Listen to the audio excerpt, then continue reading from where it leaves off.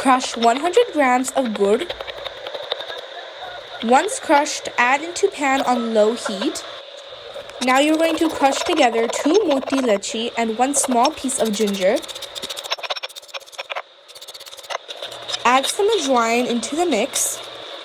Then add the juice of the ginger and moti lachi. After adding the juice, mix until combined. Add 1 spoon of ajwain and mix until combined.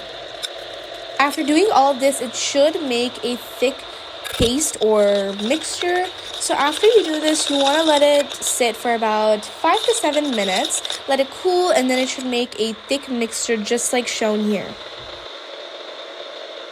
After you let it cool and it becomes a manageable texture for you to handle with your hands, you can turn them into little